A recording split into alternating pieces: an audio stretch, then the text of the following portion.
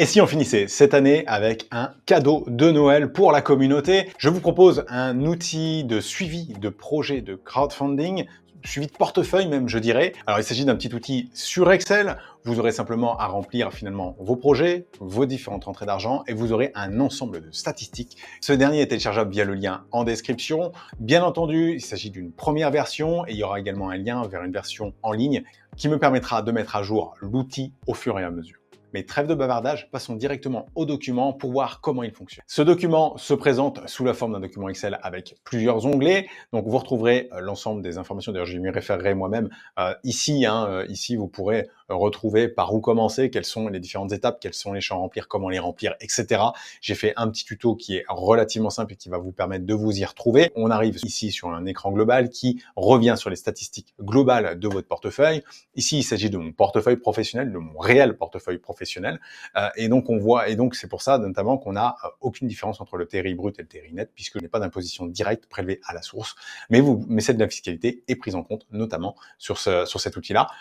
Vous aurez donc les sommes investies, les sommes remboursées, tous les intérêts perçus au total. Donc là, c'est mon portefeuille que j'ai construit depuis finalement mi-2022, grimpé progressivement en puissance, sur lequel aujourd'hui il y a encore 37 000 euros à peu près, avec pas loin de 4 000 euros d'intérêt. Ensuite, on a deux statistiques regroupées et qui seront des statistiques par année et par plateforme. Donc par année, très intéressante pour voir justement les années un peu plus difficiles et étudier d'où vient de quelle période vient un potentiel problème. Ensuite, on a la statistique par plateforme, ce qui va vous permettre de voir qui rembourse le plus, qui au contraire a le plus de difficultés. On a ensuite une liste de projets.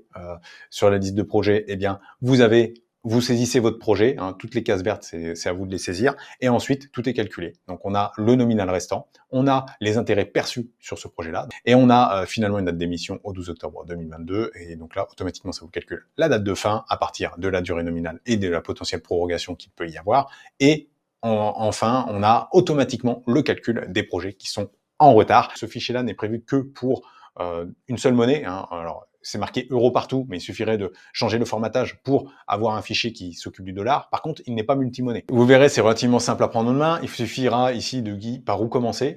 Écoutez, statistiques par plateforme. Avant de commencer, c'est marqué, il suffira de saisir les plateformes. Donc, si vous avez déjà investi, vous indiquez les 4-5 plateformes sur lesquelles vous êtes investi, les 10 plateformes si vous en avez 10. Et finalement, ça suffit pour alimenter, ça va alimenter d'autres cases. Donc, c'est important ici de le saisir.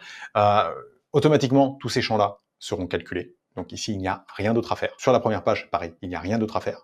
Ici, si vous voulez le faire, alors je l'ai mis en dernière position, mais c'est extrêmement simple à faire. C'est pareil, c'est à peu près la même chose. C'est mettre les années sur lesquelles vous avez financé des projets. Donc, moi, ça a commencé en 2022. Du coup, j'ai mis 2022, 2023, 2024, 2025. J'ai déjà anticipé et rajouté l'année 2025 parce que je compte continuer à investir en 2025. Ensuite, en deux, il faut remplir les projets. Donc, les projets ici, ça va être assez simple. Donc, quand vous investissez sur un projet en crowdfunding, vous n'avez qu'à saisir le nom du projet, enfin le nom que vous lui donnez. Si ça n'a pas d'importance particulière, je ne fais pas de lien avec le projet sur Internet, donc vous pouvez mettre le nom que vous voulez. Le statut est un point important, il est défini dans les données, alors pour le moment j'ai que celle-ci, ça permet notamment de gérer ici les différents statuts de projet. Ici, ensuite, on aura la plateforme. Ici, et pourquoi je vous fais remplir avant, c'est que ça va simplement saisir les plateformes qui sont présentes dans statistiques par plateforme.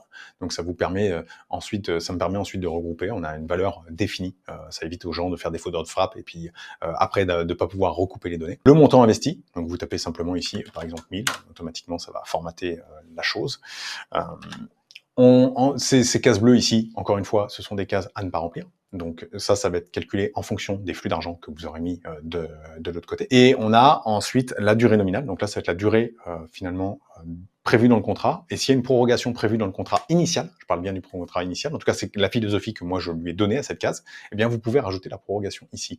Et je compte la durée du projet comme étant la durée totale. C'est-à-dire que ce projet-là, par exemple, Disputo, eh bien ça me permet, au global, je calcule que la durée totale du projet est de 23 mois. Donc la date de fin ici, il va être 23 mois après la date de début que vous aurez renseigné. Ici, pareil, c'est des chiffres simplement, 18 mois, 18, ça rentre 18 mois, tout est formaté au maximum. Pour la date, c'est des formats, donc on va dire qu'on est le 12 décembre 2024.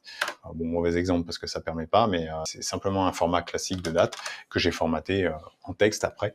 Donc vous pourrez comme ça saisir rapidement les données de manière assez efficace. Bref, tout le reste est calculé à partir justement des flux financiers. Enfin, en tout cas, cette partie-là notamment est saisie à partir des calculs des flux financiers. Ces flux financiers, eh bien, c'est dire finalement à quelle date vous avez fait le versement. Alors moi, je mets la date comme étant la date d'émission de l'obligation, parce que ça va être la date à partir de laquelle l'argent travaille. Mais pour ceux qui veulent dire la date réelle à partir de laquelle ils ont fait le virement, vous avez tout à fait le droit. Quand vous avez des intérêts, eh ben, pareil, une ligne, par exemple, Galerie Fontainebleau, à partir de... donc il a commencé en 2022, dès décembre, il a versé des dividendes, et donc, eh bien, en dividendes, j'ai eu 31 € de dividendes ici, okay, brut.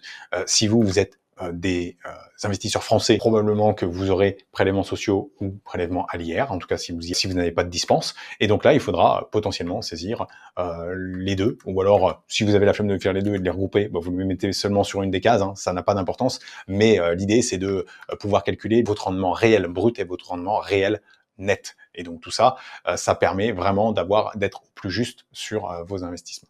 Donc voilà, on va essayer de chercher un petit remboursement pour voir, parce que voilà, ici par exemple, un remboursement du projet Léman sur Baltis. Ce projet Léman, donc ici vous renseignez le projet, hein, c'est dans une une box comme sur la page précédente, elle est alimentée par ces fameux projets, justement, elle est alimentée par ici. Et lorsqu'un projet est terminé, il va continuer à apparaître ici, mais donc ce qui peut, là j'anticipe déjà une petite remarque, mais vous pouvez simplement ici, si on veut remettre le Léman, vous tapez LE, et puis, alors il y avait un accent, vous tapez LE, et automatiquement il y a une recherche, et il va vous trouver comment dire, le projet que vous recherchez. Donc c'est relativement simple. Ce que je voulais dire ici, c'est surtout que vous pouvez mettre plusieurs valeurs sur une ligne. Là, si j'ai reçu 2000 € plus 56 € d'intérêt, j'aurais pu rajouter aussi, si j'avais eu des impôts, rajouter les impôts ici. Donc on n'est pas obligé de faire une ligne par type de revenu. Hein. Vraiment, si vous êtes remboursé, a priori, vous aurez juste une seule ligne à remplir. Et s'il y a une perte, par exemple, qui s'accompagne d'un remboursement, vous pourrez avoir un remboursement de 1500 € ici et avoir une perte de 500 € si le projet s'était mal passé. On aurait juste eu à mettre 1500 dans la colonne H, mettre la perte de 500 €. Donc voilà, un document sur lequel vous pouvez facilement saisir l'intégralité. Honnêtement, si vous avez déjà un portefeuille qui est déjà construit, ça peut prendre un peu de temps.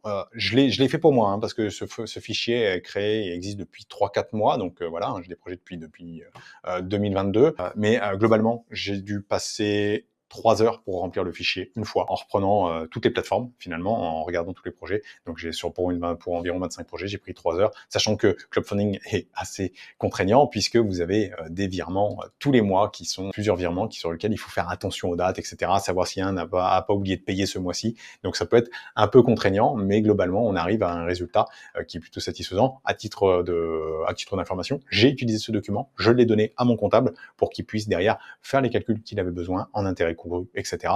Et on s'est aperçu, il m'a corrigé une ou deux erreurs de saisie, hein, mais globalement, une fois les erreurs de saisie corrigées, on s'est retrouvé avec un fichier qui était totalement... Alors attention, il y a quelques limites que je connais déjà, mais qui sont difficiles à résoudre. J'avais parlé déjà de ce fameux de multi-devises, mais c'est aussi le fameux multi-taux. C'est très difficile de pouvoir gérer beaucoup de taux. Alors ici, le taux est d'ailleurs présent à titre indicatif, mais si vous voulez avoir un calcul des intérêts courus, il faudrait avoir un taux avec une date en plus associée à chaque fois pour ça montrer les évolutions de taux, parce qu'en ce moment, avec les projets en retard, on a régulièrement des évolutions de taux avec 1, 2, 5% de pénalité sur les taux, et ça, pour en tenir compte, il faudrait rajouter beaucoup de données. On perdrait la notion de simplicité sur ce fichier-là. J'ai choisi de le laisser simple volontairement pour le moment.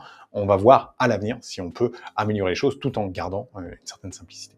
Bref, je vous le rappelle, le fichier est disponible via le lien en description, et surtout, faites-moi vos retours. Ce fichier m'a demandé du boulot, c'est quelque chose que j'utilise à titre personnel, et je suis très intéressé par avoir, par exemple, quel type de diagramme vous souhaiteriez avoir, quel type de données supplémentaires vous souhaiteriez avoir, quel type d'amélioration vous souhaiteriez avoir. Je suis extrêmement curieux et friand de vos retours, donc n'hésitez pas en commentaire ou au travers de la communauté. J'espère que cet outil vous plaira. Comme c'est bientôt Noël, on ne sortira pas de vidéos dans les prochains jours, et je souhaite donc d'excellentes fêtes de Noël, de profiter bien de vos proches, et on se retrouve très vite, début janvier, pour de nouvelles vidéos et de nouveaux articles.